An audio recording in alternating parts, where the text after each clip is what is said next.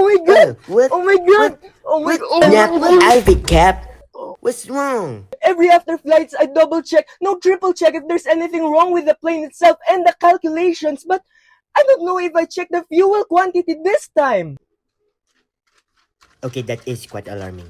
I mean, like, we've been flying from Lubang Airport to Naiya for 10 minutes now. It's a gamble if this thing can still fly for as long as for 15 to 25 more I minutes. said snap out of it, Captain. Calm down.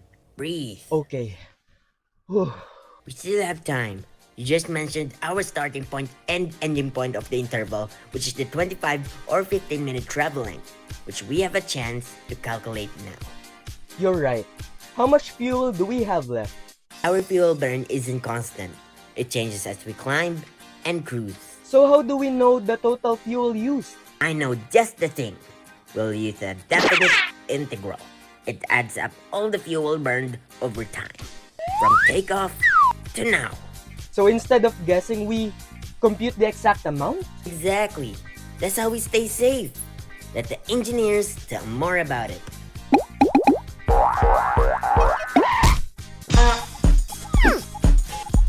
Thank you, Muppets. No. The use of definite integral is correct. In this scenario, fuel is not burned evenly.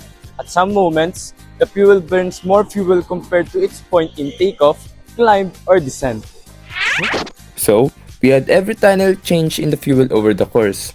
Using the fundamental theorem, we denote the integral a to b as the time from the start and at the end, which in this case is the 15 and 25 minute mark. Ooh, big clue and little trivia to add here. Did you know the math used to calculate how far airplanes can fly comes from ideas developed over 300 years ago? I'd like to add the Fundamental Theorem of Calculus, developed by Isaac Newton and Gottfried Wilhelm Leibniz, allows engineers to compute exact quantities like distance, fuel usage, and motion.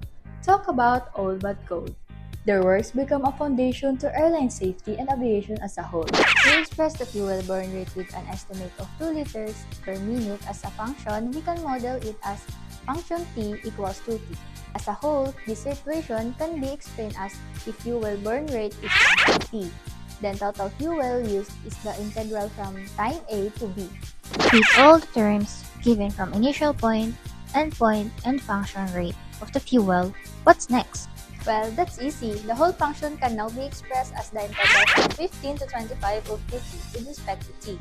Using the fundamental theorem of calculus, this is equal to f of 25 minus f of 15, which helps us evaluate the total fuel used. First, find the antiderivative of the function 2t, which is t squared.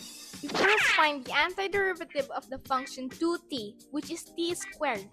To find the antiderivative of 2 squared, we use the power rule of integration. We increase the exponent by 1 and divide by the new exponent, so 2t becomes t squared. Then we use our limit 15 and 25 and substitute them into t squared, giving us 25 squared minus 15 squared.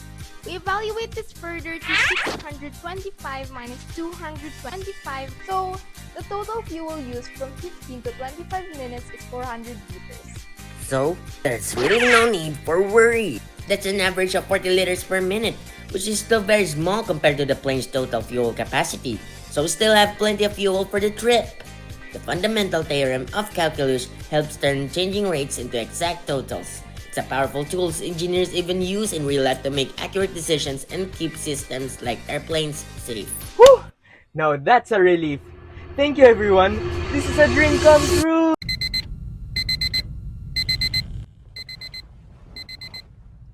Oh, we're so screwed.